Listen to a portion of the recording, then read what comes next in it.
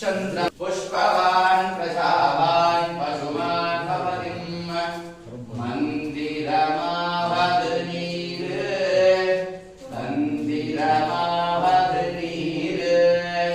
समयத்தில் உள்ளது நீர்